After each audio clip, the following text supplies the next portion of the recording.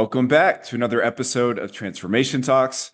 I am your host, Sam Forget, and today we'll be joined by Adam Martin, an accredited exercise physiologist, Amazon bestselling author, and most importantly, a husband and father. As you may already know, Adam is now our was the first ever three-time guest, now is the first ever four-time guest, and I'm very excited to have him back to talk more about, there we go, where I he's don't have at with, backflips for you. yeah, I know you have to stand up for that. Um, where he's been at with his GLP-1 journey, as we were just talking about before we recorded. The last time you came on in January, you had just begun. So obviously, there have been a lot of updates since. So I do think a good place for us to start would be with a recap, or I guess a summary of, for anybody who did not hear your last appearance, a little bit of background on what led to the decision to you beginning a GLP-1, and then we'll discuss more in depth how things have been going over the last, 6, 7 months now. Of Thanks for having me back. Fourth time. I'm course. super happy with that. I think you're 7 times on mine, No, no maybe shit. six or Okay. seven, I think. So, That sounds right. yeah. So yeah, kind of just, yeah, take it back a little bit is that last year, 2025, was a pretty rough year for me. Found out I had cancer. And I don't think and I'm only now probably still don't really realize how much of a toll that took on me. But the more I kind of think back over that year and even this year, how challenging it's been, and we might lead into that as well, which I'm an open book about that whole cancer part of my life kind of thing. Just how difficult of a year mentally that was on me, and how much that probably led to the decisions I made around my weight and my health, how much, yeah, that whole cancer kind of thing kind of really took its toll. I, I think a lot of men, especially, but I think society as well, prostate cancer, it's considered one of the lower risk type cancers in that most men, even if they catch it relatively late, it is a pretty much, well, we'll get rid of the prostate and you're good. If it's contained in there, it's not too much of an issue. Um, but just hearing that word, sorry, Mr. Martin, you have got like, I still now thinking back about that, it really kind of took its toll on me a lot. And I just kind of put my health and my eating as a second kind of consideration when it's always been a number one priority in my life for so long, because I'm a coach and I help clients with it, and I like to lead by example as well. And so, yeah, I think that whole year kind of really took its toll. And by the end of that year, when then I had made the decision, all right, we're going to move forward with surgery and we're going to go down that route, which then happened in March of this year. Um, Knowing it was happening in March, January, I was like, okay, I'm a fat piece of shit now. And like, I know, oh, don't be so hard. Like, no, I was like, I was not treating my body how I tell clients to.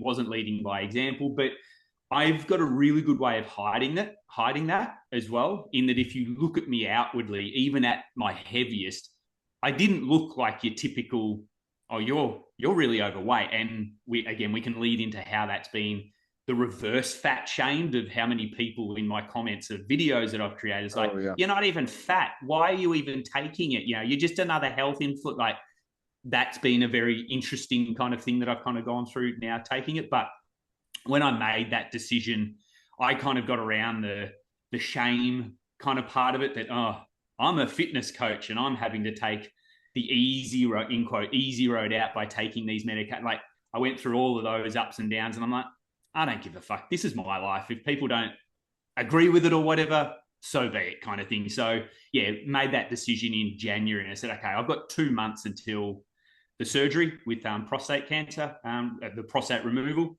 I want to get myself in the best shape I possibly can for that surgery. Because again, I know that going into knee replacement or any kind of surgery, and especially this kind of surgery, the healthier you are going into it, the better you're going to have as an outcome on the other side of it. And so yeah, really took that route and kind of took off on that. And that first 2 months was the best 2 months I've ever had. And again, I'll share, because I had to go off for 6 weeks because of surgery. The And again, we can go into why that was, but the surgeon said you cannot be on those medications during surgery. But that first 2 months was incredible. It was, I would even say I shamed, probably privately. I would never do it publicly, but I even shamed that, these people are just cheaters. Like, come on, just strap up your boots and kind of put in the work, kind of mentality.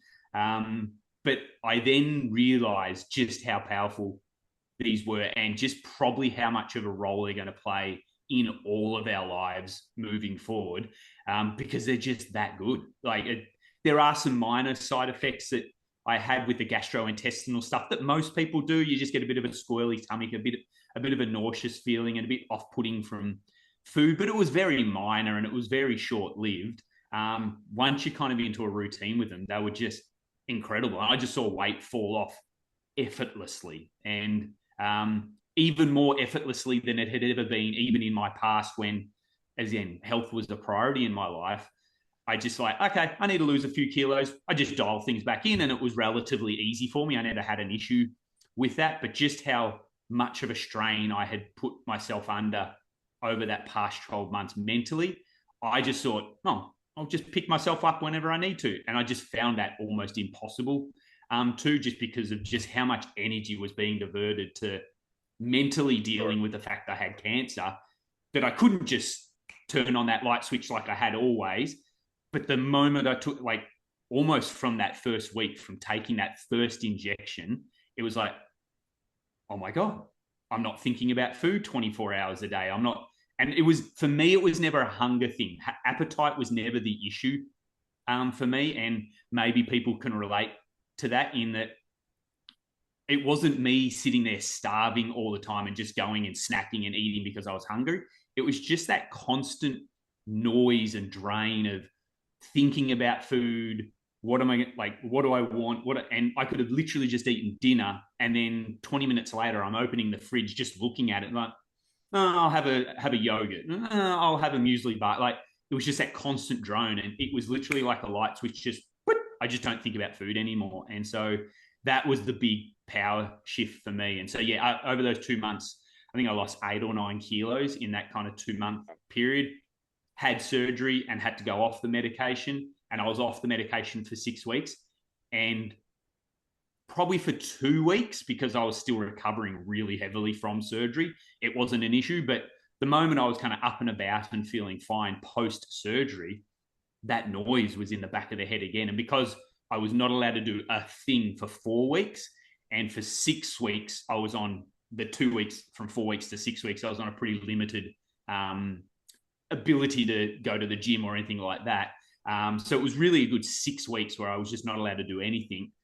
I was just raiding the fridge again, and I was in and out, and I probably put on 4 or 5 kilos back on from that original 9-ish that I lost.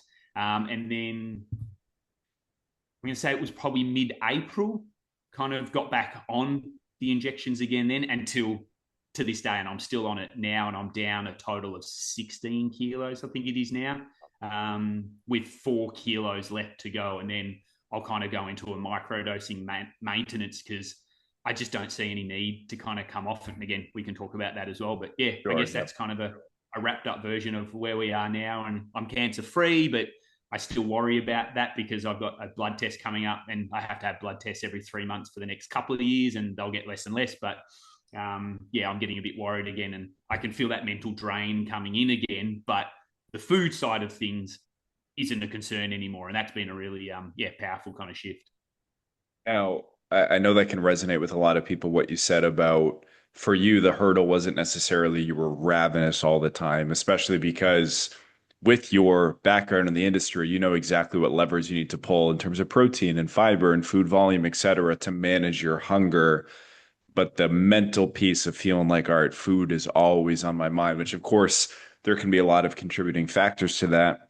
The benefits that you experience in terms of feeling like those voices were a lot quieter, from the research that you've done, the people that you've talked to, does it seem to be a pretty universal benefit where most people, of course, we can't speak for everybody, but most people who go on one do tend to notice some sort of difference in terms of the psychological drivers to eat? It's interesting. that particular way that you phrase that is that I can't remember his handle. I think he's Dr. Joshua something or Okay. other on Instagram, and he's a doctor that specializes in obesity and helping people with fat shaming and different kind of aspects of that, and kind of coming more from a health perspective. And he had an interesting way he put it the other day is that this whole food noise kind of term seems to be a relatively new term. And it's like you talk to someone in the 80s and you'd say, do you have food noise? And they'd be like, what the fuck are you what the hell is that kind of thing? And even explaining that today, it's like explaining to someone who's never had chocolate. I can't tell you what chocolate tastes like. Like I could say, oh, it has this smooth texture and it's sweet, and I can give you all these descriptive terms, but until you have chocolate, you have no idea what chocolate tastes like. And it's exactly, and this is what he was saying, it's exactly like food noise in that it is a relatively new term and sensation. And I can't, again, I can tell you it's this constant drone and it's this thing, it's a bit noisier when I'm stressed and it's not as noisy when I'm on holiday. Like, again, I can give you all these descriptive terms, but until you're someone that has dealt with that constant chatter in your head, you have no idea what I'm talking about properly. And what he was saying is that we live in such an overabundance of food availability and the marketing that we get. And so it is a relatively new thing because of the environment that we live in these days, where it's just everything's available to us at all times. We can Uber, we can DoorDash, there's all these different mechanisms that allow us to get food. And food is such a prominent thing in our lives these days, for good and for bad. But that fact that we're just surrounded by it, it's just this constant chatter and noise of marketing and just food availability that, yeah, it's become a much more prevalent thing. As a full circle to answer your actual question that you came, is that it seems to be a more common thing that I'm hearing from people like, oh my God, when I do a video or something like that, that people are like, oh my God, that resonates with me. And it seems to be more around that. People aren't necessarily hungry, like a proper physical hunger, because how can they be? Like we all eat so often these days, so many of us, that we're not physically ever hungry. We're just more emotionally or psychologically hungry in that it's, yeah, it's just this constant chatter that's just there, whether it's, again, in a shopping center or you're in the car and it's on the radio or it's an advert or whatever it might be. It's just always present. Sure. That resonates with me. I was actually just having a conversation with somebody about how even the walk from my gym back to my apartment, which is about 20 minutes, the amount of willpower that I have to utilize just because of the direct physical environment, the amount of, good-looking cafes and restaurants that I pass, maybe I get a few push notifications from the food ordering apps that I have on my phone. I get home from the gym, I'm hungry. And again, there are these abundance of options around me that, yeah, to your point, which just you have to exercise an enormous amount of willpower to overcome just that constant stimulus, that constant push, that nudge to eat certain things. So, yeah, I mean, the conversations I've had with clients as well, it does seem to be a big thing. Like we've both mentioned, food noise could come from a variety of places. Could be the physiological for somebody who's still learning how to manage their hunger well. Could be a history of restrictive dieting, always being told carbs are bad. Of course, it's just going to you're just going to want carbs even more. Or it could be, hey, I'm actually doing all of these things, but in spite of that, I still have these very loud voices, for a variety of reasons that are still very challenging to navigate. 100%. And yeah, again, it's not something I've never. I just couldn't understand why. Like, if you spoke to me as a 25-year-old coach when I first started out this, I was an asshole. Like, I'd have clients come to me like, Adam, I just need to lose weight. And I'd be like, shut up, just eat less, move more. Like, I just didn't understand the psychology around it as a young coach. And now being a bit older and hopefully a bit wiser, but like just the age of it kind of coming into it. And I don't want age to be an excuse as a pedestal that we kind of put it on. But again, as a 25-year-old single bloke with no kids and no worries in my life, again, I'd sit there and see a parent come in, like, we've all got 24 hours, dickhead. Stop complaining. Like, you just choose to, like, now I have kids and I have other worries. And like, we all live different chapters in our lives. And to sit there and say to a solo parent who has a couple of kids, we've all got 24 hours, dude, like, fit your exercise in and stop it. You know, it's such a different conversation to that person to it is to a young person who has not as many responsibilities. But again, that young person has different issues and worries that they've got going on. So as a 45-year-old or 44-year-old kind of talking to a younger client now, I can't just go, oh, you don't have any worries in the like, no, they have their own. So it's just kind of managing where those stresses are and kind of, I guess, being on the same level as that particular client or that person that you're speaking to, and kind of understanding that their issues are their issues. You might think that they don't seem too bad. I wish I only had those issues in my life, but they only know the issues that they have ever been confronted with and kind of thing. So yeah, I think it's just being a bit more empathetic to the fact that we all have our own lives and our own issues and our own things to kind of navigate through. And these medications just make those navigations just a little bit easier, because it takes one or two of those stresses that you might have always had, just takes them off your plate. And you're like, oh my God, it just seems so much easier kind of thing now. And it is. And so, yeah, it's going to be interesting, the landscape as we move forward. And it's been interesting to see it already, the amount, and I just did a post the other day, just the amount of snake oil salesmen kind of just coming into it, and just the amount of people jumping on it and seeing it as a cash cow of like, I'm going to start my own compounding pharmacy and I'm going to start selling GLP-1s. And like, it's just, I hate it. And it's, you know, I was the no breakfast guy. Yeah, and I just don't talk about fasting now, because the amount of just horrible shit that I'm seeing in the fasting space, as that's now become saturated, and people saying, you know, it'll cure cancer and you can completely detox your liver by fasting for I don't want to be a part of it. And so I just don't talk about fasting, even though skipping the breakfast can still be a great tool to help people reduce their calories. And that, yes, but I just don't want to be part of it, because people are like, hey, you were the fasting guy. I've seen this guy talk about it cures cancer. Are you? I'm like, nope, I don't want to be part of Yeah. that kind of No, thing. no, So sure. Okay. I mean, a few things I want to touch upon there, but I first want to circle back to the conversation about empathy and understanding. And I guess in your case, the lack thereof from other people. When you started, you said you were getting a lot of comments that were basically like, hey, you're not fat enough to do this. You were getting, again, a lot of people who were not exactly empathetic and understanding of your decision. And I'm curious to hear more about that, if it got in your head at all, and any advice that you would have for people who feel like, or any, yeah, thoughts that you would have for people who are considering doing this for themselves, but do have a lot of fear about, outside opinion, societal judging, pushback and things like that. And let me also just add one last thing. I feel like I probably mentioned this the last time we talked on the podcast, but you mentioning this reminds me of that. I don't know if it's like a news article or something, but it's five images next to each other and it's a couple next to a camel. Do you already know what I'm talking about? Or does this sound totally random? no, random. Yeah.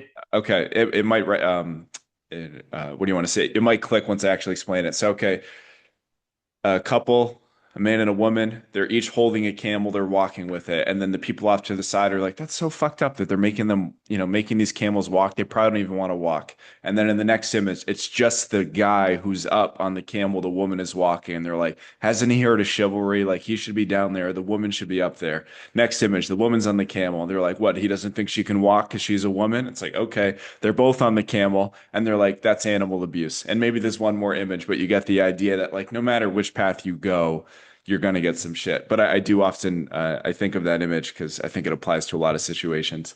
In any case, yeah, tell me more about some of the comments you were getting, and then your thoughts on people experiencing the same thing, if not online, maybe just within their own circles.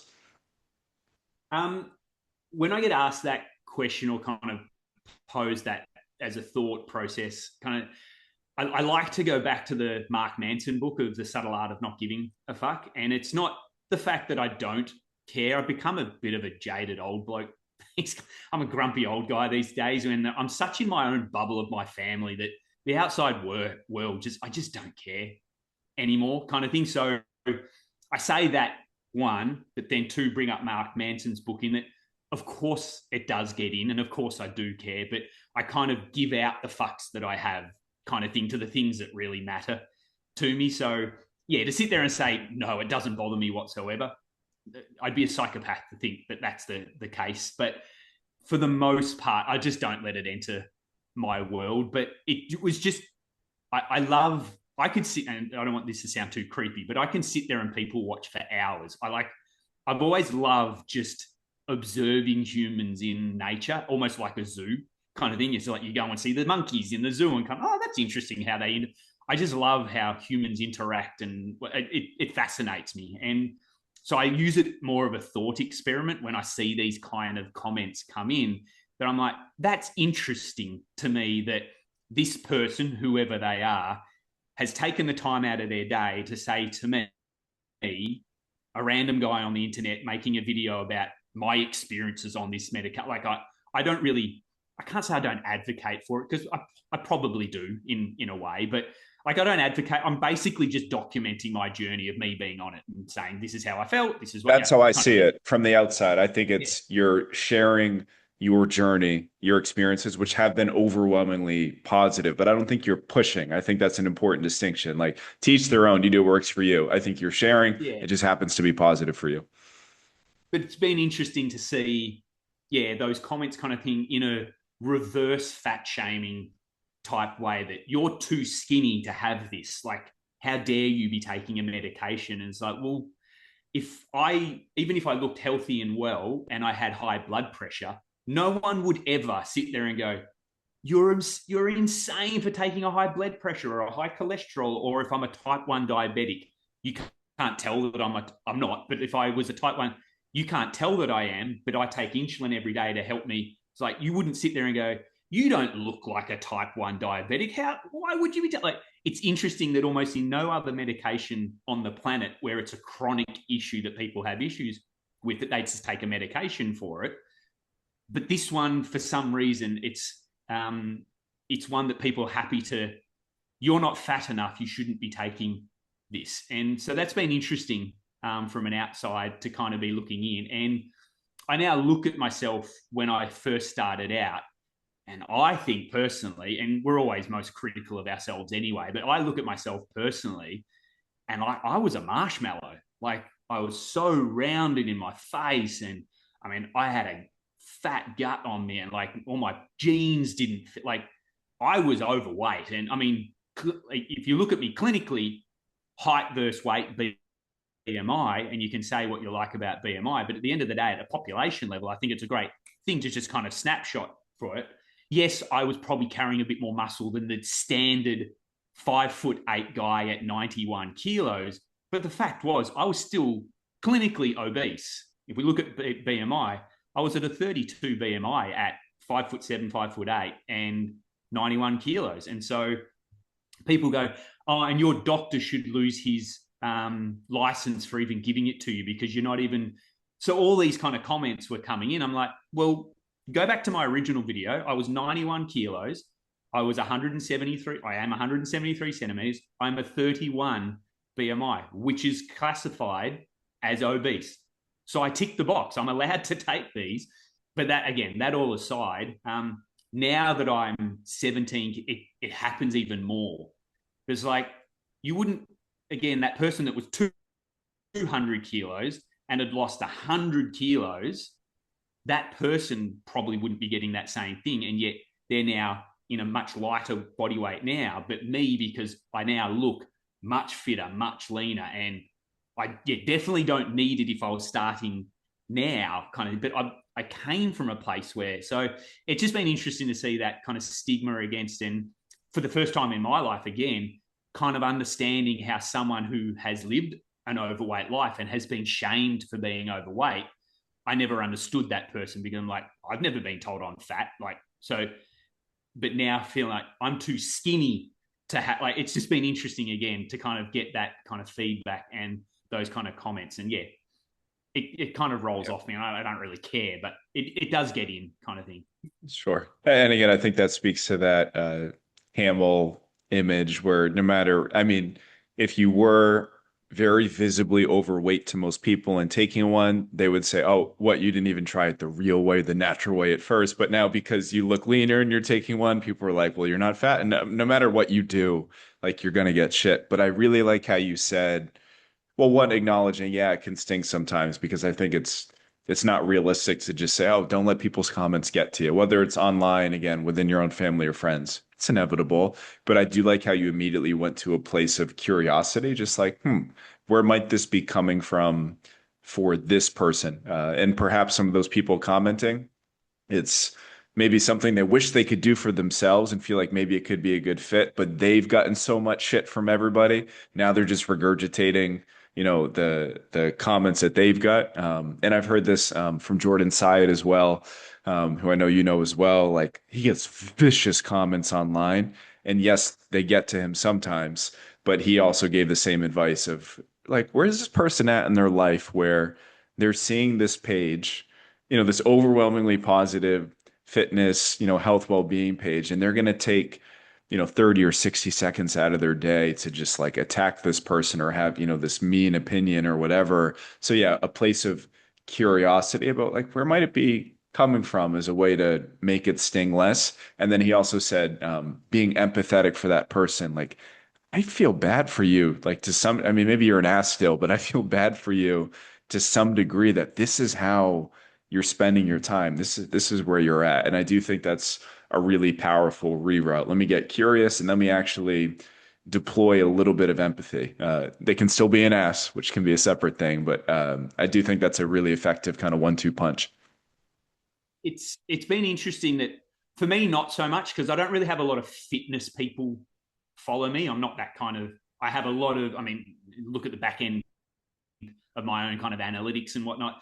I basically am from 35 to 55-year-old females is basically my demographic in my kind of page. And so I don't get it a whole lot, but I have seen it on other people. But it seems to be the fitness community, especially, unless Sure. they're taking it and trying to sell them as a compound themselves, kind of thing.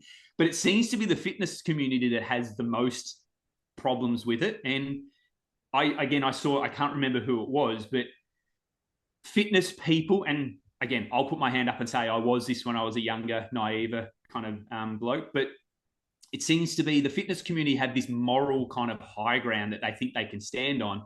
I'm so disciplined. Look how good I am. And they promote that. And sure, they might have discipline in that area of their lives. But this person was saying just because that fitness person is disciplined at their food and their exercise, most of them, and again, as soon as he said, I'm like, yeah, that's me. Most of them don't have discipline in a lot of other areas of their lives. So they sit there on this moral high ground and look how disciplined I am with this particular aspect of them. But they're all narcissistic, procrastinating, insecure little bitches kind of thing. And I'm like, yeah, I procrastinate a lot. Yeah, I was insecure. Like, so I kind of resonated well with that kind of when he kind of said that, in that why do they feel like they've got this moral high ground to sit there and go, I'm so disciplined with this and I don't need a medication to help out. And so I'll badger these people who are taking this, in quote, easy road out by doing that. But that person who might have no discipline and needs that help from a GLP-1 to help them be more disciplined in this area of their life, they're a lawyer that has this incredible business and is incredibly disciplined in the work that they do with that, except, oh, no, they're not disciplined because they're not disciplined in this. So again, it's just been interesting to see that it seems to be the fitness community that because it's their area of discipline that they think, I'm so much more moral and better and disciplined than all you peasants who don't know how to do it kind of thing. Again, just interesting to kind of see that from afar. For sure. I've definitely noticed it in just the conversations that I've had over the last few years as these have gotten more prevalent, the idea of like it's cheating, it's the easy way out, it's bullshit, and they're going to gain it all back does tend to come from the people that are most passionate about health and fitness, even if they're not like a fitness professional, just the people that I Mm. talk to in the gym that seem personally offended that somebody else is making a personal decision for them. I'm like, it doesn't make you any less disciplined, man. Like you keep doing your thing. Like that's great. And I know I mentioned it the last time we talked, but the irony to me in some ways is the amount of these, fit people saying this about a GLP-1 where somebody's making a personal decision. They've ideally weighed out the trade-offs, they're comfortable with them, and they think it makes sense for them. When half of these people are juiced to the gills, buying stuff from God knows where, making, and I'm not judging that either, but making their own personal decision. These are the outcomes I want. These are the trade-offs I'm comfortable with. Let me go down this road. What if we flipped it and said, and again, I have no opinion on this, but what if I flipped it and said, oh, well, you're cheating. You're only so jacked because you're taking this, this, and this. And that's where I always go back to, again, personal decision. What are you after? What path are you considering taking to achieve that? Have you actually done your due diligence? Have you thought about the short and long-term trade-offs, whatever they might be? Are you comfortable with them? Okay, you made a personal decision for you. Whether you're going on a GLP-1, whether you do want to be juiced to the gills, all the power to you. Like, you do your thing. And then for my clients, the way I see it is like an increasingly high percentage of people that I work with over the next, X years will likely be on one. And perhaps this is actually, there are a few things I still want to touch upon, but at some point in this episode, we'll touch upon like the direction this is going with the pill form, microdosing, and how I think it'll be increasingly common that a high percentage of people are on one. And as far as I'm concerned, that person has made a personal medical decision, and it's just my job to support them to the best of my ability with, okay, here are the ways that this might affect you. Here are the things we need to stay ahead of. Of course, last episode we talked about strength training, top of the list, top of the list. That is not an optional activity in life in general, but certainly not if you're on a GLP-1. And I guess a little, just, yeah, kind of the inevitable momentum. It's a personal decision. People are going to take it. I want to offer that support. But like I said, you said a few things that I wanted to touch upon, and one of them was the just rampant amount of online alternatives. And I know you and I just talked about an email I got from somebody on my email list who said, "Hey, I was looking into this. Insurance won't cover it." And I bet this will resonate with a lot of people. I was looking into it. Insurance will not cover it. I found some other companies online that say, "Hey, we have the same compounds and you can buy it for much cheaper." Like, what are your thoughts on that? And then I guess right there with it, the amount of fit pros and influencers who now have a discount code for something. Let's put those kind of together. Um, First and foremost, obviously, I can only speak from an Australian point of view, and our insurance kind of system and healthcare system is very different to the US. And so I understand the plight that a lot of US kind of listeners might be in the, yeah, there's different routes that can go, and these medications, they're expensive no matter where you are in the world, and that's fair, but they're really expensive off insurance in the US. And so I I really feel for those people, and I see why these companies are popping up everywhere, even more so to kind of really take advantage of those people. Like, it's going to be $1,000 a month if I don't have insurance. I can't afford that. This advert pops up. Hey, we've got this compounding facility. Come with us. You have no idea where they come from. They have no, guidelines that they need to follow. And again, I'm only going off the top of my head. I don't have the actual data to kind of give proper statistics, but there was some research done on some random compounding pharmacies and compounding agents and things that are out there. And it was something like 70% of them had no active ingredient in them. And 20% of the remaining 30% had small amount, like you were meant to be getting a 2.5 milligram dose and it was only 1 milligram in there. And 5 to 10% of them were okay. So I'm not saying that that's going to be always the case, and I'm sure they'll get better.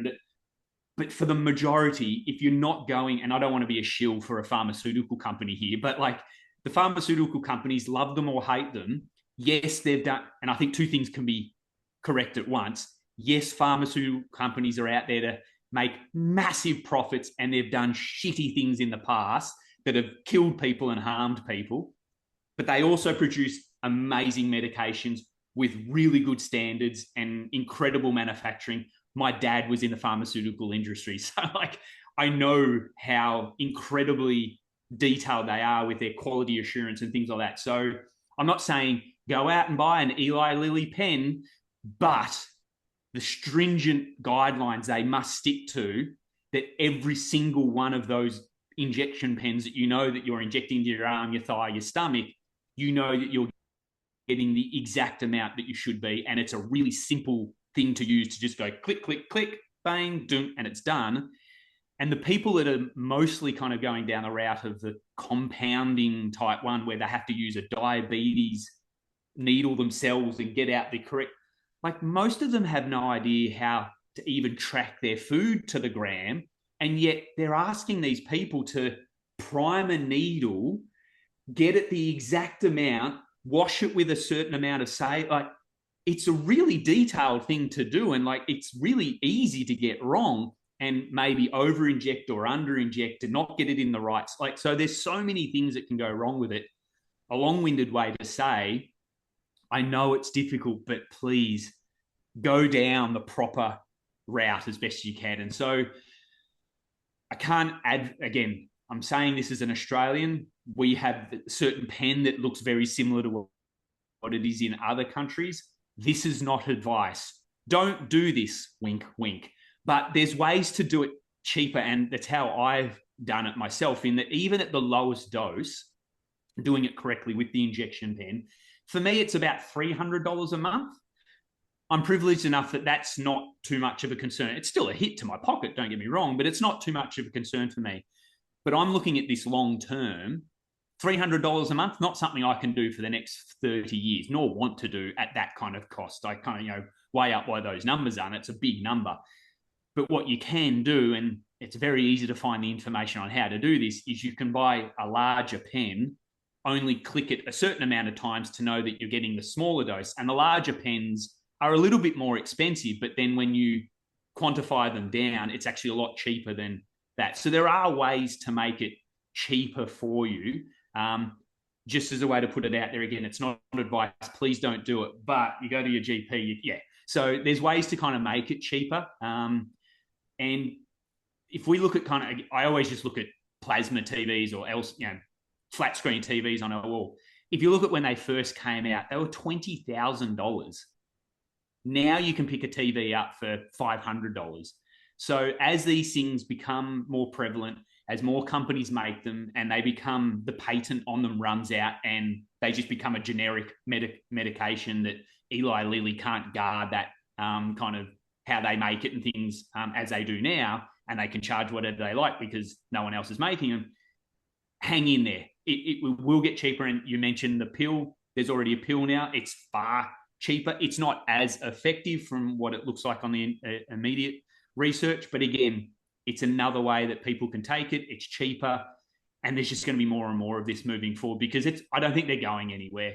I think people are now, sure, there's still a part of the population that like, these are bad. Oh, look at the long-term side effects. We don't know. We do. And besides all of that, for the most part, people have accepted that these are going to be around and they're going to tweak them. They're going to make them better. There's already another one in its final stages of its clinical trials, retatrutide or whatever it's called, and it seems to be even more effective than the other two with less side of like. So they're only get like pharmaceutical companies, again, love them or hate them, they're there to make money, and they can see that these are going to make them money. They're going to put a lot of research and development into them to make them better and make them move forward. So they're going to be around for a while, and I think they're only going to get cheaper and more accessible in a proper way rather than having to go the grey black market kind of route to, I can't afford these, I've just got to buy it off some dude in an alleyway kind of thing.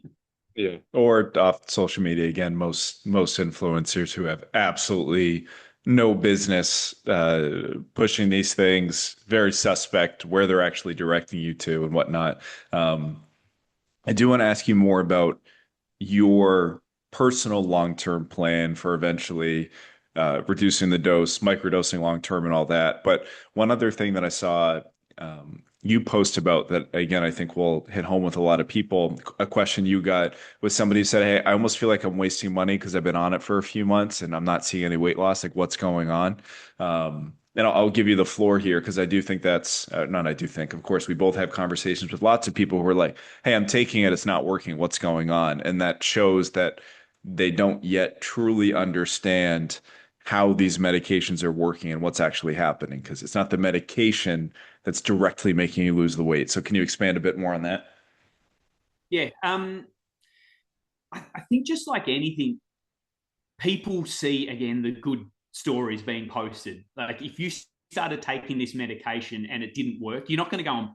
You might, but more often than not, people aren't going to post about it because they want that before and after. They want to have that story of, I took this medication, look at me, I've lost all this weight, I feel amazing. That story gets posted about a lot, but the other end of it doesn't. And so, again, it's easy to be scrolling your social media and see all these amazing positive stories of people losing weight and changing their lives. But the reality is that around 10 to 15% are complete non-responders to this medication. So there is a percentage chance, small percentage chance, that you are unfortunately just someone that's not going to respond to these medications. Not to say that future versions of this, where they tweak it, you might be better off on one of those, but there is a small part of the population. So I'll kind of put that out first and foremost. But for the most part, is that yes, for most people, you'll see quite a rapid change in the beginning, but then just like any other kind of long-term weight loss plan, it starts to kind of average out, and that weight loss becomes slower and slower. And so whether you're at the beginning of it, in the middle of it, or really near your goal, if you have periods of time where that medication and that weight loss slows down, there's a few different triggers you can pull on it, not just to go straight to, well, this doesn't work, so I'm just going to stop it and not do it anymore. It's been a waste of money. And I think finding a GP that or your physician, however you call it, in wherever you are, having those conversations with them and making sure that your physician, your GP, is someone that is well versed on this. I think that, again, there's a lot of GPs that are jumping on, doctors that are jumping on board with this now, saying, I prescribe GLP-1s, like come to me, and actually don't know how they work themselves. They get the basic knowledge and understand. I'm sure they've had a pharmaceutical rep come into their office and say, hey, we can now supply you with GLP-1s kind of thing, but their actual understanding of it is not there. And so finding a GP that actually knows how these work and doesn't just prescribe you the cookie cutter, you're going to be on this dose, the starting dose, for 4 weeks, and then we'll go up on week 4, 5 to 8, and then we'll, like, it's not. I started out on the lowest dose, which for Manjaro is 2.5 milligrams. And for most people, that's considered a subclinical kind of dose, in that most people don't respond on that amount. For Let me me, pause you here for a second. Forgive me for interrupting. When you say not respond, for people listening to this, in terms of the benefits of appetite suppression, in terms of like, can you elaborate a little bit more on that so yeah, people are sorry, clear up front? yeah, No, no, no, you're good.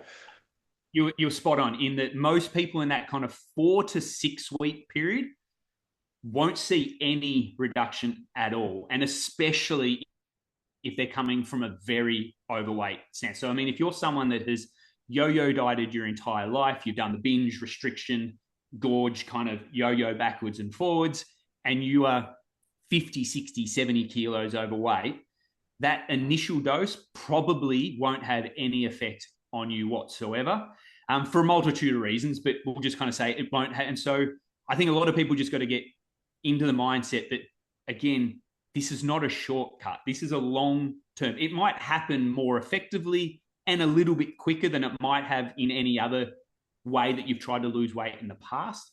But at the end of the day, don't look, I've got 70 kilos to lose, I'm going to lose it in the next 3 months. It just doesn't work like that. And so just being understanding that this takes time, regardless of what you see on the internet, that people are losing it. Look at it as a long-term approach and a lifelong approach. And again, we can talk about the fact that this is probably going to be something I'm going to have to stay on and most people are probably going to have to stay on for the rest of their lives. And again, I just look at it as a chronic condition, that I have chronic high blood pressure. I live healthy, I eat healthy, but my blood pressure is still high. I need some medical assistance to help manage that blood pressure. Same thing with obesity. Again, becoming more understanding and empathetic to the idea that obesity is a chronic condition for so many people. And so it's going to need a chronic implementation of something. And it's not just, I'll use it until I lose weight and then I'll go off it. Most likely it's a chronic issue. It's just going to creep back on again. And so managing that over the long term. And so, yeah, for me personally, again, the 2.5 milligram dose for me has been more than enough to help me lose my weight. But for others, you might need to go up on dose, and finding where that dose is a conversation you need to have with your GP. And that's why I say find someone that knows what they're talking about, knows the ins and outs of this, and doesn't just go, oh, you've been on it for 4 weeks, you're still losing weight, but let's go up in dose. No. Stay on the lowest dose you possibly can for as long as you can. And when those food noises start creeping in, when that weight has plateaued, and you can be on, again, we've had these conversations, like, let's pull on the triggers that actually make the difference. Hey, yes, you're taking the medication, but over the last 4 weeks where you say you haven't lost weight, have you still been as strict with your food? You're still good with, implementing protein and the fiber, Have you been going to the gym? Has it been a particularly stressful, has work just been massively stressful and you had to put some other things to the side? Like, you know what? Yeah, I've just been slammed at work, or my kid's been sick, or what, you know what? I haven't been. Well, let's not rush to the GP and say, can you up my dose? Is the next 4 weeks looking a little less stressful? Has work kind of peeled off a bit? Is the kids better? Is it not school holidays? Like, let's pull on those before we kind of just rush to Sure. pushing up the dose. And so, yeah, I think it's that conversation with your own coach, with your GP, your dietitian, whoever is in that kind of circle of people that you're working with, having those conversations and just being open and honest with where you are at in that particular moment in time. Sure. I mean, that's where I go back to what you said, where two things can be simultaneously true. Yes, being on this medication will very likely suppress your appetite, reduce food noise to some degree, make it easier for you to be in a calorie deficit. But also, I still want to see you doing everything that I would be encouraging you to do in order to lose fat and keep it off, even if you were not on this medication. I still want you to be in the ballpark of where your calories are at, if not tracking them at least temporarily, more precisely. I still want to see you prioritizing protein and fiber, nutrient dense foods, and not just having smaller portions of the things that got you into a jam in the first place. I still want to make sure you're strength training. I still want to make sure you're doing all of that. So I do still think that is a bit of a disconnect for some people. And in many cases, to no fault of their own. It's just a lack of, um, education about how these actually work, where it's not, oh, I went on, say, 2.5. I didn't see any weight loss. This doesn't work. I'm like, wait, your calories were just quite possibly at maintenance. Well, not quite possibly. If obviously, if you're not losing weight over an extended period of time, your calories were just at maintenance. Now, perhaps a higher dose would help you more with hunger management, reducing food noise, and help facilitate getting in a calorie deficit. But all of the same things as usual still apply. This is just something that will help you, ideally, will help you achieve these things, which again, I think is a really important distinction and something a lot more people need to be aware of and prioritize rather than, letting the GLP-1 do too much of the heavy lifting, no pun intended, where like my primary weight loss and long-term maintenance strategy is just dose dependent. It's like, yeah, that can help, but I also want to see you working on all these other things. And actually, speaking of long-term, one other thing that I wanted to mention, all the hate these things get, one of the big reasons why is obviously, oh, well, when you come off of it, you're going to gain all the weight back. To which I would think, okay, what diet protocol could you go on, just stop doing and not run into the same issue? So it's like very much the same things still apply. Like whatever you're doing to lose weight, you will have to do, I would say, at least 70 to 80% of what you were doing to lose the weight. You're going to have to do that long term in order to keep the weight off. So the same rules still apply. This is just something that ideally can make it a little bit easier for you. So I almost think that's like a short-sighted argument against them, is like, well, you'll gain the weight back after. I'm like, well, yeah, if you come out of a deficit and head back into a surplus, no matter how you're doing it, you're going to gain weight back. It's the same things. And I kind of hit on the point of that these drugs, again, for the most part, are very effective at helping people reduce their intake. For me anyway, and it's something I'm certainly kind of really prompting people on, is that you have to actually be even more selective about the food that you're having on these medications, because your appetite, for the most part, for most people, is so heavily reduced. In that, I can remember in those first kind of 4 weeks, there were days where I went without food because I didn't think about it. I had zero appetite. And then when I did start eating, I was full within half the amount that I ever was, to the point, and I joked about this the other day. My daughter, who is 10 years old, ate more than me one night. And like, we had burgers that night and I just wasn't hungry. And I ate half the burger and I'm done. My daughter, 10-year-old, she consumed the whole thing and she's like, I ate more than you tonight, Dad. I'm like, wow, like Yeah, I should eat more and I need to eat more, but I just couldn't physically put in any more. I was just full and I was already like, oh, I just don't want to even look at that anymore. And so you have to become, I would say, even more selective about the foods that you're true. having than the general population, because you still need to make sure that you're getting adequate micronutrients, adequate vitamins and minerals and protein and all those kinds of things. And if you're only eating 1,000 calories that day because you're just not hungry that day, those 1,000 calories really need to be dialed into the best possible food you can. And so I've personally, for myself anyway, have seen that I've shifted towards eating better on these because I know just how valuable each calorie is. Because I might get to the end of the day, I'm just like, you know what, I'm just not hungry. I just can't even physically look at food. And I'm happy to talk about some of the negatives that I've had on this medication.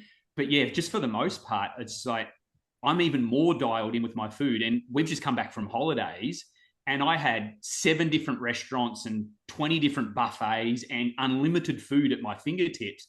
And we joked in our group chat with you, me, and Tom, is like, oh, I'm going to be a fat bastard again. I can't wait to just pig out at the buffets. But we went to these restaurants and, like, you know what? I'm going to have the salad and the chicken tonight. And people, again, people did say this, like, oh, don't you feel like you wasted your holiday? I'm like, I didn't. Like, I still had an ice cream here, I had a slice of pizza here, but I just didn't gorge myself on those things. And I came back from that holiday feeling great that, you know what? I still enjoyed myself. I didn't wrap my enjoyment of this holiday up around the foods that I had. 30 years from now, when the kids, you remember that trip we took to, oh God, that was fun. We're not going to think about the foods we ate at that holiday. We're going to think about the time we had together and that time Anna did Sure. that backflip into this. Like, that's what we're going to. So again, yes, food is part of an enjoyment in my life, but I don't wrap my whole personality in my life. And if I don't get to have these fun foods, that my life is now worth, like, so yeah, it's just been interesting to see that personally I've made the choice and I'm happy with that choice and I feel better for that choice, in that every calorie that I put into my mouth for the most part now is really benefiting me and I feel good about that. And that's been an interesting, again, just an interesting observation that I've had personally within myself on these. Yeah, this is very timely you mentioned that. I just started working with a client who is on a GLP-1 and he's running into the same thing where, I have him set up with protein and fiber targets. We're looking at some food quality minimums, and he's just kind of running out of appetite runway prior to reaching the amounts that I recommended for him. So of course, consistency over what's technically optimal, we can reduce things to some degree, but that's also where I'm like, all right, each time you sit down to eat, we know that you have a finite amount of appetite to work with. And I want to make sure, like you said, you're getting the biggest bang for your calorie buck in terms of nutrient density.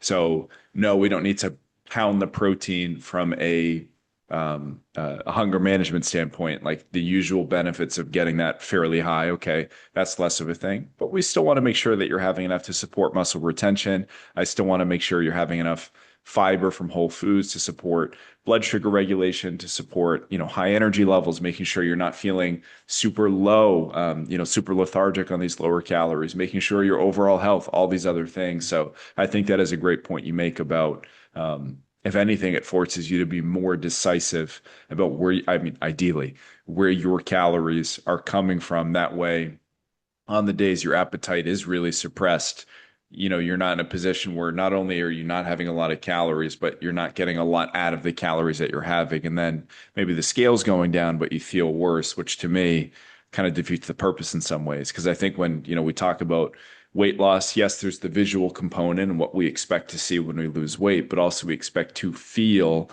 better by losing weight. And if you're not using those calories well, certainly if you're not strength training and remaining active in general, that's another rabbit hole that obviously we went down in the last episode. Like, you might be eating less and weighing less, but not feeling super awesome, which, like I said, to me, that kind of defeats the purpose in a way.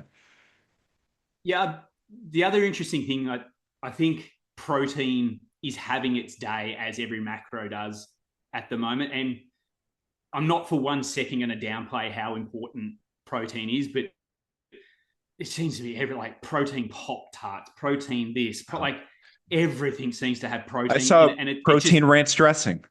Ranch dressing. I'm not getting my fucking protein from dressing. No, what are we doing? yeah, and so I think it's having its day in the limelight at the moment, just like fats did and carbs, and it goes round and swings and roundabouts. But I'm almost taking it as a personal kind of experiment, and I've always done that in a lot of the content I've done with the 7 diets in 7. Like I love experimenting on myself, and I have almost purposefully on a lot of the videos I've done and whatnot, not shown where I have in the past kind of progressive photos of myself because I almost want to kind of have it as a final reveal because on this particular journey, I've not placed because I used to use it, as you just said, as a satiety kind of trigger that I just put more protein in my diet. It fills me up. I don't need to fill myself up now. So I've paid, I'm not going to say no attention, but very little attention on the protein that I'm getting in my life.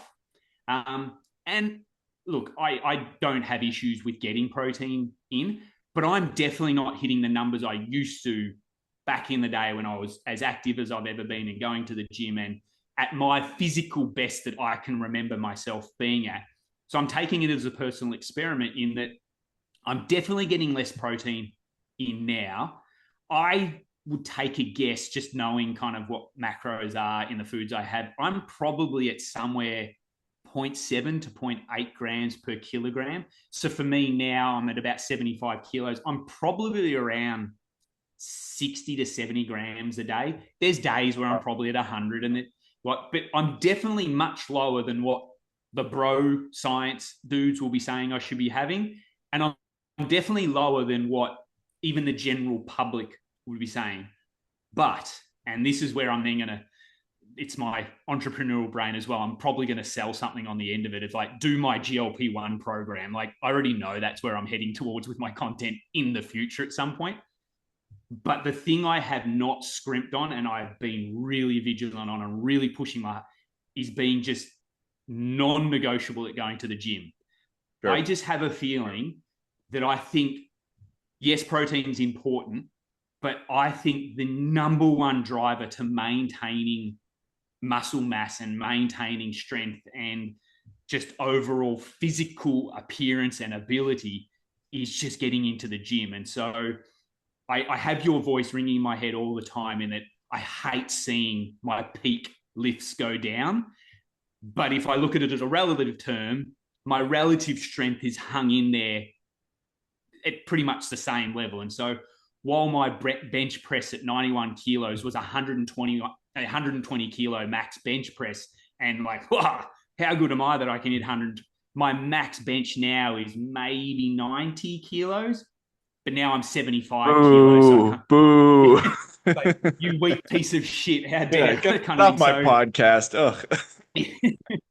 so I hate that. I hate that I just, no matter how hard I want to push, no, I'm going to grit and I'm going to sniff smelling salts like, come on. I just can't move 120 kilos. It just doesn't move anymore, kind of thing. But it'll be interesting for me to see when I get to kind of my leanest to where I'm like, yep, I'm good with this. Now I'll switch to a more maintenance type phase. I'll then reveal my physical kind of appearance at that point and go, this is where I came from and this is where I'm at.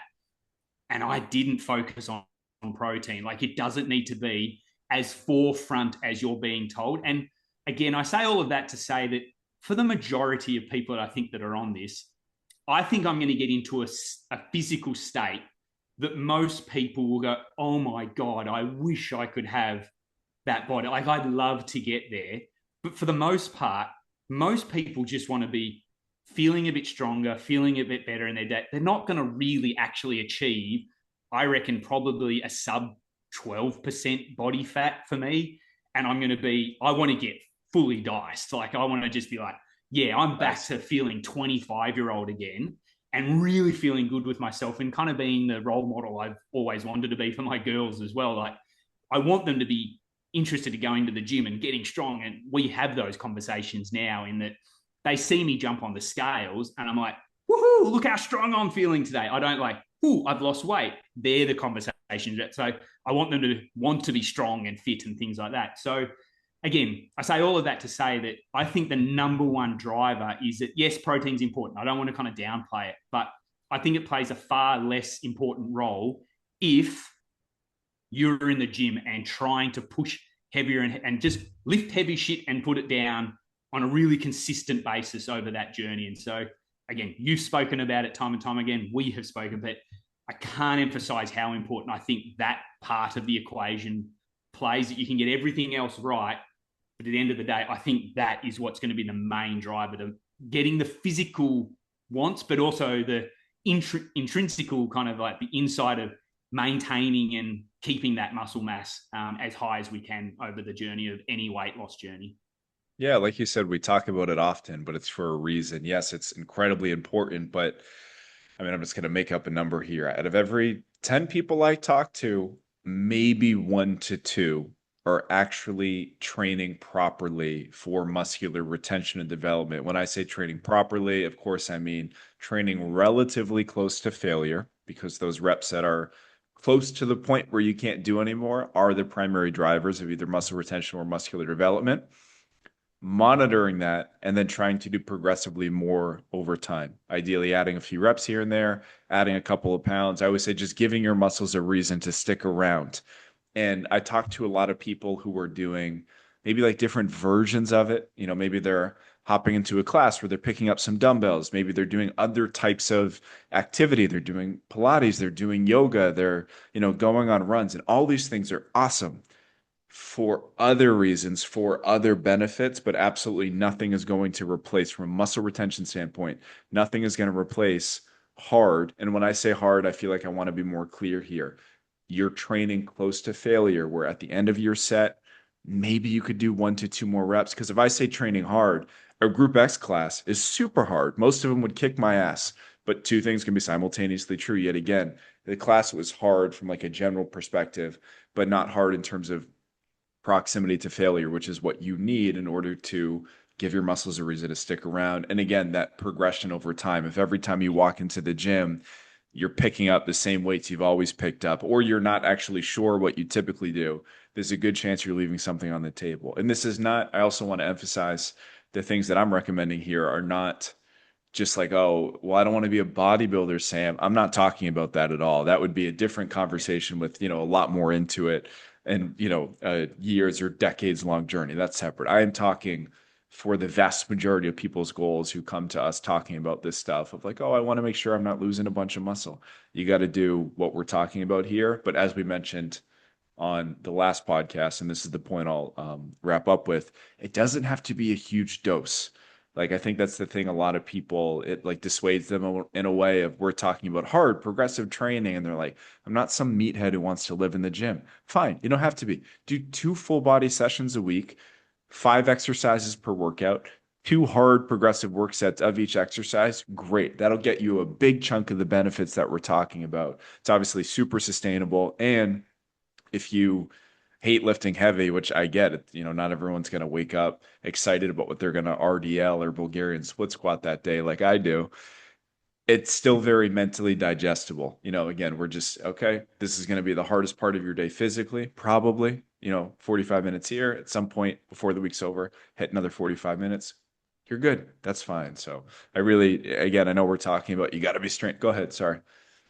I was just going to say to that point in that it's going to be part of my protocol. So I'm not going to give too much away, but I also know in the back end of my analytics, someone who's an hour and 15 into a podcast, it's a really small percentage because my numbers drop off after the first 20 minutes. Like, nah, I've heard enough kind of thing. So for anyone who's sticking around, you're going to probably get some of my insights of what it is. In that, for me, again, I'm currently doing 3 days a week. I do Monday, Wednesday, Friday, and I do a full body of 5 exercises because I count full body as bicep curls of one of those exercises. So literally, it's a shoulder exercise, it's a back exercise, it's a chest exercise, it's a leg exercise, and then bicep curls because I never have a session without them. There's 5 exercises that I do Monday, Wednesday, Friday, 3 sets of each. takes me, I mean, I could do it quicker, but I just take my time. It's 25 to 35 minutes worth of working out 3 times a week. Again, I know it's, you got to be empathetic to people's time, but I don't know of a human being that can't go to a gym or have some sort of setup at home and do 25 to 30 minutes. And again, I look forward to showing my reveal photo of me completely diced and people going, you must have been in the gym. I don't want to have to go to the gym 6 days a week and consume 200 grams of protein. And I'm going to go, I consume 60 grams of protein a day and I went to the gym 3 times a week for 20 minutes. I'm walking proof of these medications don't melt your muscle like some people say they do, as long as you're in the gym a couple of times a week, and it doesn't need to be. So again, I'm hoping, and I look at myself in the mirror and I can definitely see that definition coming in. So I know I'm on the correct pathway, that I was pretty right with my hypothesis that I don't think protein plays as of an important role at those hyper high levels that a lot of people do. They do if you're a gold winning athlete, or you want to be a competitive bodybuilder, or you're looking to scrape every single cent of work and effort that you can from that protein to maintain as much muscle as you possibly can. I'm not. I think I'm the normal guy, the dad that has a couple of kids that wants to just be feeling active and fit and walk around in a decent kind of body. I think you can do it in much less than what it is. And again, I think I'm pretty right because I'm seeing what that looks like on a day-to-day basis. Yeah, definitely. One thing I will mention, or I guess re-emphasize, is how hunger is not currently an issue for you. Because I always think it's almost like two separate conversations of, well, how much protein is actually necessary if we're looking at, say, to support muscle retention when training is actually the primary driver of muscle retention, and then how much protein could be potentially beneficial from a hunger management standpoint. So I also don't doubt your protein would be at least somewhat higher if you were having hunger issues. 100%. You know what I mean? So, but I couldn't agree more with what you're saying, where like you don't have to be at these sky high totals. I mean, if you look at where a lot of fitness recommendations come from, many of them track back to bodybuilding in some capacity. I mean, if you just look at, say training to, so protein definitely, but say training, the amount of people we've both talked to over the years who struggle to train consistently, but they're like, Monday I do chest and tris.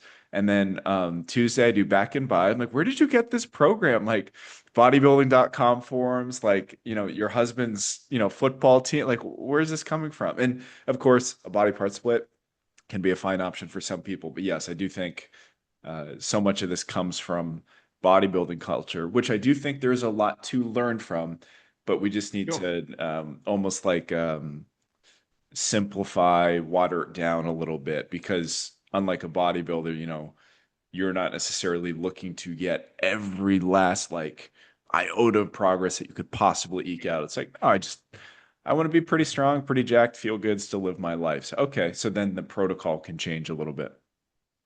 Yeah, 100%. Yeah, I mean, again, my goals I think are very common for most, and they're very different from the bodybuilder. In that, again, I want to be able to pick up my kids, run around with them in the park, but then also from the fitness side of things, I'm going to be able to go to the gym. And again, this is probably a bit more just me and not a whole lot of people, but I want to be able to go to the gym and be able to lift 100 kilos off my chest, and I want to be able to go for a run and do 25 minutes for a 5K. Like they're my goals in life. I have nothing else bar that. If you were to turn up on my doorstep tomorrow and say, hey, you want to go for a workout?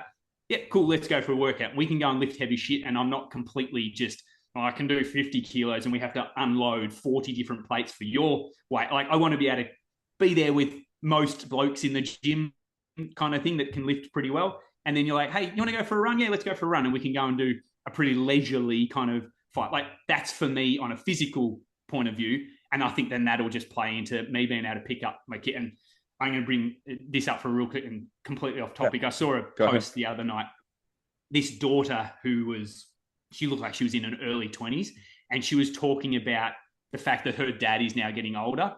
And I just started bawling my eyes out because I could just resonate so much because I have 2 daughters, in that she was like, I can remember the day that my dad picked me up for the last time, because she's now saying he's 70 or something, and she now has to help him with lifting his groceries, and like she's now become the helper that dad was always the strong guy. He could never break. If I needed, like, I was tired, he would put me on his shoulders, and like she can remember when she was 12, and she's like, "Hey, Dad, can I jump on your shoulders again?" And he said, "You're just too big for me now. I can't."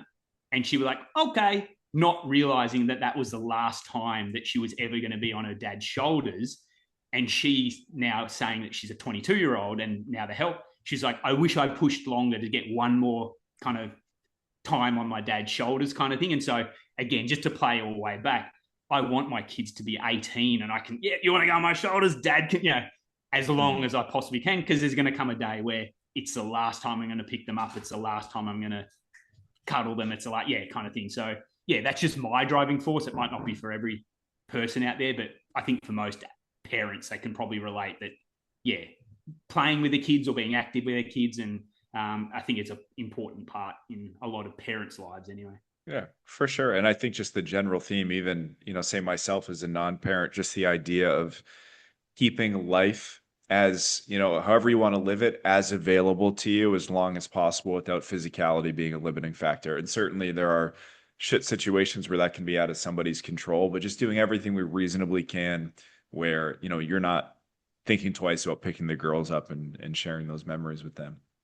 Per usual, there were 37 other things I wanted to ask you about today, but so this doesn't turn into a 10-hour episode, which I think it very easily could, I will have us wrap up here. And I think what we'll shelve for next time, AI in the fitness industry. I'm not opening up that can of worms right now. AI in the fitness industry. Start a new podcast on that for Yeah, sure. that's a different one. And then I would say adjacent would actually be tech in the fitness space, wearables. I know how you feel about subscriptions with wearables, all the data associated with that. So yeah, I guess just under the umbrella of tech, AI in the fitness space, everything from, I guess this is a preview for whenever I have you on next, but everything from the good parts and how it's making health and fitness easier in many ways for so many people, but also the shitty stuff that we are grumpy old men about, like the automations and the scammy stuff and whatnot. But like I told you before we started recording, now that you've done the fast four, I think you've done the quick six, the fast five, and the fast four multiple times at this point. I have four random questions I've never asked a guest that are theoretically, from what I found online, designed to challenge you intellectually. You obviously have no idea what's coming, and I'm just going to hit you one by one. And I have the answers ready in case I stump myself again, even though I'm the one who Yep. looked these up. First question. This is fast four alternative, I guess. Two fathers and two sons go fishing. They each catch one fish. They bring home three fish total. How is that? Jeez, I didn't realize this is where we're going. My brain's not good for these out of the box. And hold on, Two. but before, let me just say, these all got me as well. I'm not, that's why I recorded, so I have these down, but I also have the answers because, like I said, even though I'm the one who fucking looked them up, I'm like, I forget how this one plays out. So one You more said time, two fathers, two sons. two fathers and two sons go fishing. They each catch one fish. And if you're listening to this and you're just looking to laugh at me and Adam, I want you to actually try to think of the answer as well, because I bet we all get stumped. They each catch one fish, but they bring home three fish total. How is that? My head went straight to that. There's only one dad. He's a stepdad to one, and not, and so dad one is actually one fish, and then the two sons caught a fish. Is all my brain went to. I think it's good you're thinking outside of the box. I tried the same. The answer is it's a grandfather, a father, and a son. So it's three people, not four. So there are two fathers and two sons. I did Okay. not get that one. Question number two. Here's a silly one. A rooster lays an egg on the top of a barn, on the top of a barn roof. Which way does it roll? A rooster doesn't lay an egg. There you go. Yeah. Got that. This one might be the most difficult. We'll see how you are with math. This one, I wasn't even close. Again, I'm going to throw myself out here and say I didn't get it. You have a 3-gallon jug and a 5-gallon jug. How do you measure exactly 4 gallons? I do know this one. I've done it before. Obviously, it's in leaders in Australia. We're not Sure. freedom unit here. Uh, it's something you take the 3 liter and then you pour it all into the five. No, no, hang on. You take the five, pour it all into the three. You'll Yes. be left with two. Yes. Pour out the three. Yeah. It's good Put so in far. put in the two into the three, Yes. And and then you just then put have, another, and then put a liter in top, which will leave four in the five. so the answer that I got online that I couldn't come up with myself, everything you said so far is exactly what I have. But after emptying the three and pouring the two in, it said fill the five again, pour 1 gallon into the three to top it off. 4 gallons remain in the It five. leaves four. Yeah, You yeah. got much further than I did. I feel like my brain did. I, I'm good at real world math. I actually think I'm really good at just day-to-day math, anything like I can do it in my head and whatnot. But this one, I think my brain just like, I'm not even gonna bother. I'm like, I don't know. Um, I only because I've heard that one before that I think yeah, it kind of came back from memory, the memory bank there sure. somewhere. No, it's funny. While looking for these, I found so many variations of the first question of like the two fathers and two sons go fishing. Oh my God, were these hard for me anyway? Where it'd be like, there's a mother, a stepmother, and a daughter, but there are no daughters with the mothers. How many mothers are with a daughter? And Yes. I got nothing. All right, last one. A bat and a ball cost $1.10 total. The bat costs $1 more. The bat costs $1 more than the ball. How much does the ball cost? Again, I've not I heard it, but I'm just trying to pull from a memory. It's is one is it 90 cents and something? One's 90 cents and like 50 cents and It's hard, no? And again, I hope that if you're listening to this and you're laughing at this, I want to know if you got it. And I would actually love to hear from you. If you want to shoot me an email or DM one of us on Instagram, I want to hear how other people did. The answer is 5 cents. Most people say 10 cents. But if the ball is 10 cents and the bat costs $1 more, the bat would be $1.10, making the total $1.20. That is wrong. So the answer is five yeah, cents and for a the dollar ball. 50. Yeah, Yep. yeah, got it. Um, yeah, so I just wanted to subject you to something different than the original. Now, what I'll do each time I have you on, I'm just going to make these progressively harder. So we're going to consider this level one.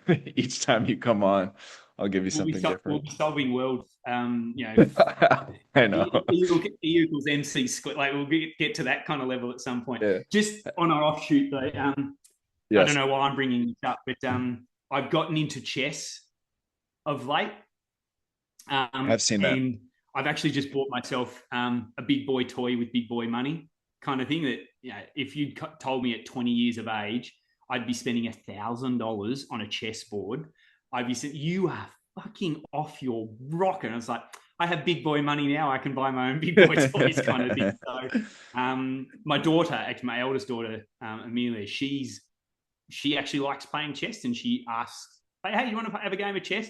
She hasn't beaten dad yet. And I don't classify myself as a good chess player. So I just want to be super clear with that. But my aim is to get an ELO score of 1,000, which, if you know the chess world, Grand Masters, which is the highest ranking you can be in chess, is kind of over 3,000. If you have a score of 1,000, you could play most people in just casual setting and just walk the table with them kind of thing. So I want to get to a place where if you came over to my house and like, hey, you want to have a game of chess? You would be like, oh my God, how did like it would be that kind of reaction because I just destroy you on a chess. Like that's where I want to kind of get just to the general kind of public. Um, I don't want to kind of get to a competing kind of like, but I just want to kind of really understand. It's been interesting to read books on it and kind of understand it more as of a kind of thought process game in that I'm getting older and I understand that I don't get mentally stimulated a lot these days. And so I want to be challenged more. And I thought, why not? My daughter wants to play chess more.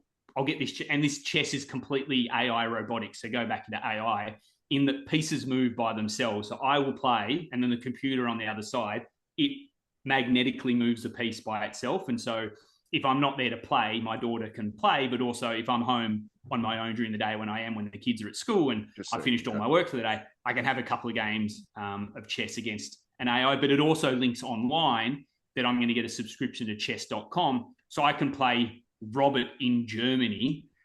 I move my piece and he's logged into the same thing and it moves on his side kind of thing. So yeah, I think it's going to be cool to kind of play that. And my goal for 12 months is to try and get an ELO score of 1,000 moving forward. So I don't know why I brought that up, but just, yeah, I just thought because we're talking about thought prevent. So hopefully my thought Sure. processes get better moving forward because I'm going to become this chess grandmaster in my own mind. Maybe I can look up some chess specific questions that'll really make you think if you don't have the board directly in front of you. But I guess um the limitation would be I know I could beat somebody who's never played in their entire lives. That's the extent of my skill set. Beyond that, I'm hopeless. But I'll let you get out of here today. Per usual, I kept you longer than we planned on. And again, All next good. time we'll circle back to AI. I think just I'd love that chat. tech and data and fitness. Because there are some things that I think are great, and then there are some things that I'm very much a curmudgeon about. So I think that'll make for a good episode. Absolutely. No, I appreciate the time as always, mate. It's always good to see you. Of course. And for any, and as always, I'll put it in the show notes. And I think pretty much anybody listening to this is already familiar with you, but on the off chance they're not, where should we send people who want to follow along with your journey? Balance by Adam is everything. It's just an old dude trying to figure out balance in life these days. And I actually wouldn't mind having you on my podcast to have that discussion. I've got some interesting thoughts that I'd love to just, again, where your life is at these days and how you find balance in life and fitness and just everything from that. Because yeah, it's been an interesting journey to kind of just really understand to me, and I'm still trying to figure it out. I don't think I ever will, but just really trying to figure out what balance means. And because of the whole cancer diagnosis that came in, it's really shifted my perspective on, save for the future and I'm going to have this amazing retirement, but also what about now? What happens if I got told tomorrow I got terminal 4 brain cancer? Like, what's the whole point of it all? Kind of thing. So I've been wrestling with that a lot and kind of just having those conversations more with people in my life just to kind of understand where people are at, because I think it's an interesting thought process that we all think we got it figured out until you get punched in the face with a diagnosis and you're like, life isn't what I thought it was going to, kind of thing. So yeah, I think that'd be an interesting conversation. I mean, you're talking to a guy with quite a few death-themed tattoos. So as you know, this is a topic that I enjoy, not in a dark, morbid way, but in a like a thought-provoking way, exactly what you're talking about. But I will refrain from expanding until we actually record. Otherwise, this will turn into a part two. But as always, brother, I appreciate you coming on today, and of course, we'll talk soon. Cheers. Appreciate it.